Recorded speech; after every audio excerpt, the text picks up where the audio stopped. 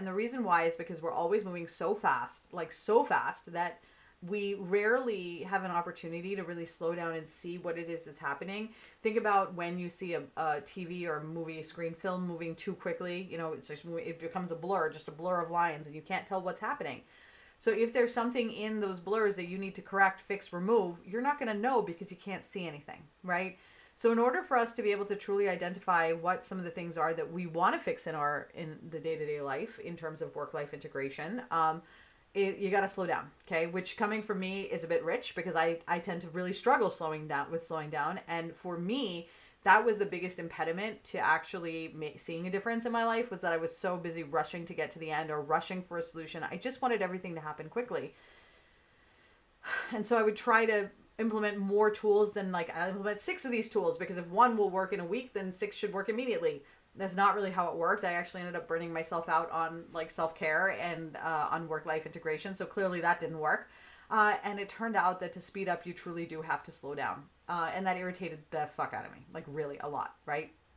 So knowing that that is an irritating thing, we're just going to run with it and be like, look, this is sort of like one of those things where this is how life is. And we've all learned that at some point, like consistency being the answer to everything. How annoying is that, right? Like, can't it be just a pill? Like, why does it have to be consistency? Sadly. Today we're going to turn our attention to how we do things, because how we do things impacts how we are sort of molded, right? If you think about how water goes down a tributary in a river over time, the stones and the rocks and everything, they get molded to that because it's the path that has been gone down so many times. There's a study that someone recently did that said in order for something to become a path that people just walk down, so if you're like a forest, 18 times someone has to walk through it. And that gives enough of a pathway, even if it's not super obvious, to where when people see it, they'll be like, oh, that's the direction I'm going in. So it doesn't really take you more than 18 times of doing something till it becomes the way you do things. And then that just becomes your approach. And then it becomes set in stone to where we all think we can't make that change. But the truth is that you can carve a new tributary anytime you want. You can carve a new path anytime you want. It's about intention and knowing that you are actually on a path, like that you're, once this path is sort of laid out, the first one, that people tend to just take it, whether it's the right one or not, just because a bunch of people have already taken it before. It takes a pioneer to be like, as a unique thinker, to say maybe this way is not the way. Maybe there's another way. Maybe there's another way for me, maybe not for everybody else, right? So today we're going to talk about how we do things. And we're specifically going to deal with the small things that make a big difference. So specifically, we're talking about today, mindset, action items, to-do lists, okay, related to to-do lists. To-do lists are one of those things where we think they help us, but it really depends on how you apply it. I've been studying to-do lists for many years. And almost every person that I know, every RA that I know, handles their action items pretty much in the same way when they're feeling overwhelmed. If I say to you, oh my God, are you feeling overwhelmed? You're like, yeah, there's so much to do. I have these transfers and this progress report that's due, and then I have to do my reconciliation still, and this PI wants to meet next week, and development has a meeting. It's like, oh my God, I have all these things that I need to do. And so you'll make a list, right? You just may start making your list. And you'll put everything on that list, right? And now your brain, when it sees this list, is like, holy shit, I got to do all these things today, right now, this instant, I must do these things. And so that in and of itself, there's a certain point in the list where it's like, this is no longer a helpful list. Now it's becoming a panic-strewn list, right? So the to-do list has like utility, but in some cases, it kind of starts to grow past where it becomes like more like an albatross and a monster, right? And, for research administrators, for many of us, we have a couple of habits until we break out of them. Because I've met many research administrators who've broken out of these habits, and you will remember yourself when I talk about some of these, okay? So one is, you're not going to remember as much as you think you will. We always think we're going to remember everything. Oh yeah, don't worry, I'll remember it. It'll be in here. For me, I used to remember everything. The truth is you won't. And even if you could, why should you? Because for many of us, we have this belief system that if we try to hold on to something, that, it somehow makes us a better research administrator. I don't know. I'm not entirely sure what belief system I had, but for the moment, I really just thought I would hold it in my brain. We're going to talk about that. We'll talk about how these things that we hold on to in our to-do list and the stuff we think that we're going to remember, those all things drain our emotional energy and our battery powers for our day-to-day life. We also struggle then with sleep, rest, recharging.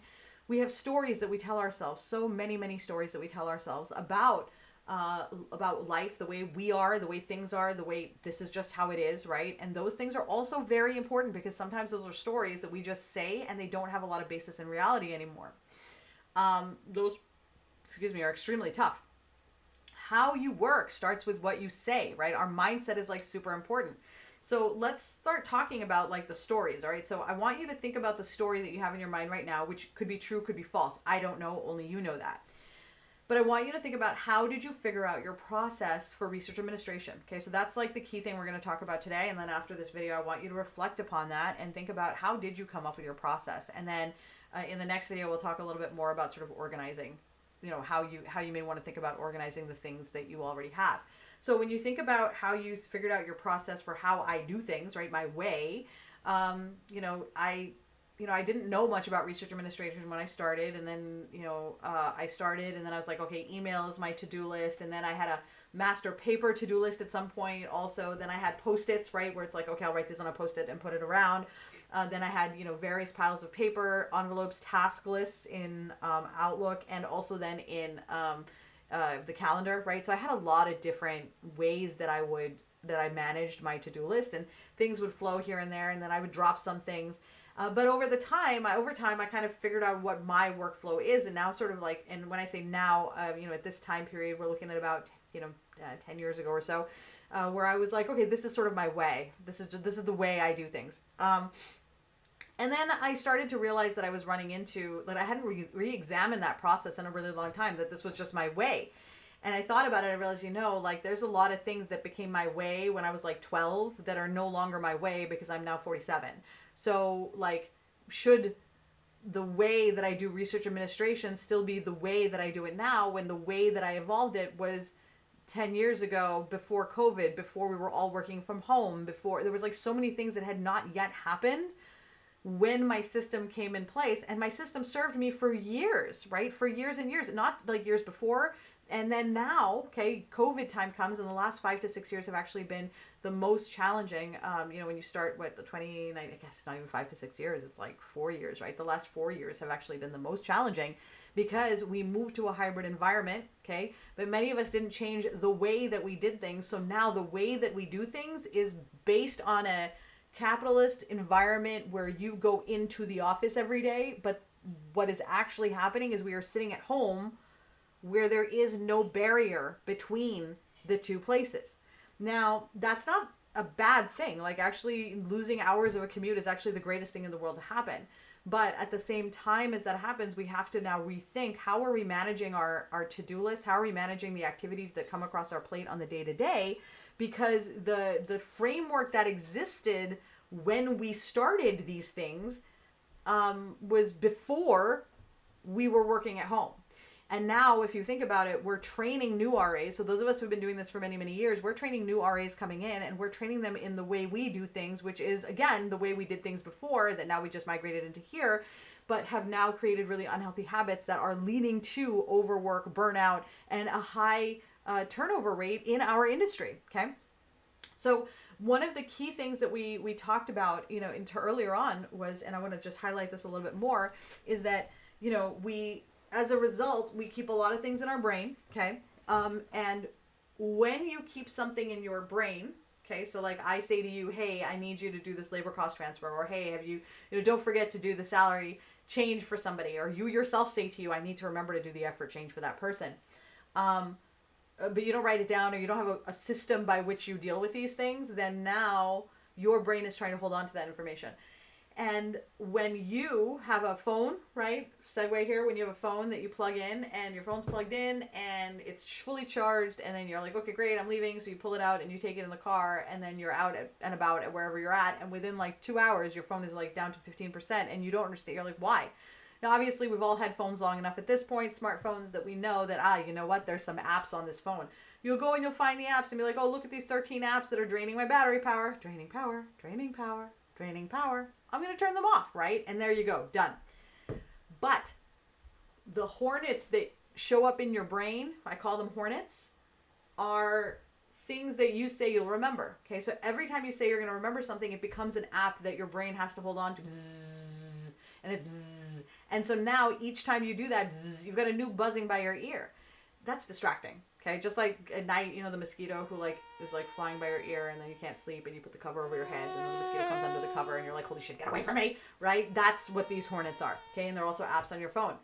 In addition to that, so now you're not getting sleep, you're irritated, you're annoyed. It's also adding a kettlebell to a little strand of hair. So take the strand of hair from here, add a kettlebell to it, right? So now I'm dragging a kettlebell behind me.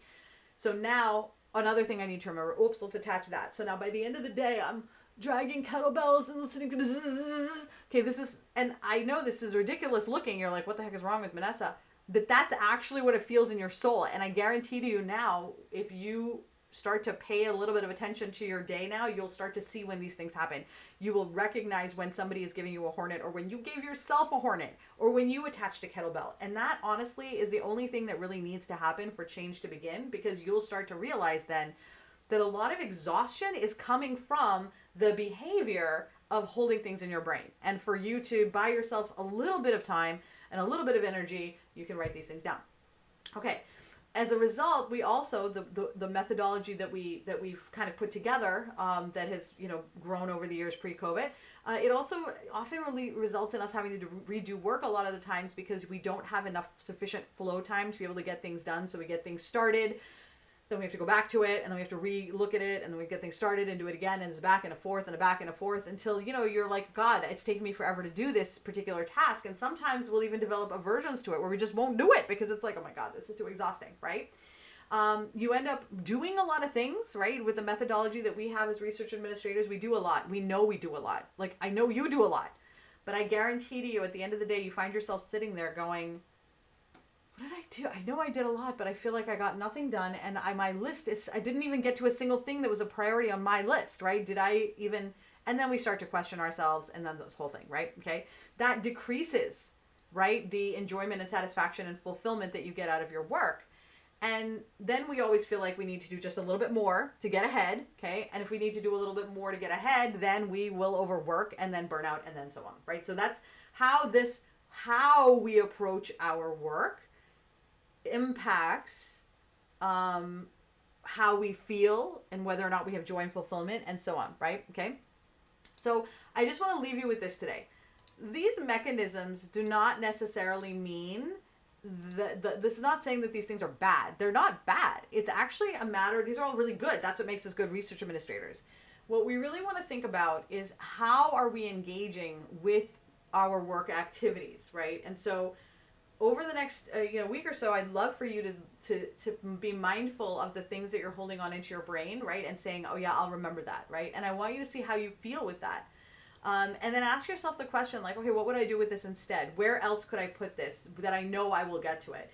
And next week, we'll talk a little bit about what some of those places might be and how you might be able to manage your activities as they come into your day-to-day. But first, awareness is like super important to recognize for you personally. How does that impact you? So I'd love to hear from you in your comments. What are some of the things that impacted you? What are some of the things that you noticed that you're trying to keep in your brain that you're like, oh man, maybe I want to put that down somewhere.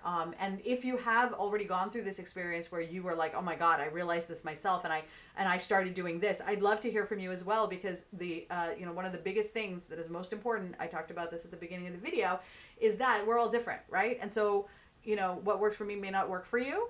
But the more different ideas we get, the more likely we are to be able to have anyone be able to customize a solution for themselves based off of the various ideas that they get from other people. So have a wonderful, wonderful week. I guarantee you the awareness of hornets and kettlebells is going to already change the way that you approach your day-to-day work. I cannot wait to hear how that is. And next time we will talk about what you can do with these things. So now you have these hornets and stuff floating around. Where can you put them? What can you do with them that is not going to give you this feeling of exhaustion by 2 p.m. every day? I'm Vanessa Konecki. Thank you so much for joining me for the Commitment to Clock Out series for research administrators. Do not forget to hit subscribe so that you do not miss a single smidgen of video Commitment to Clock Out content that I post. Yeah.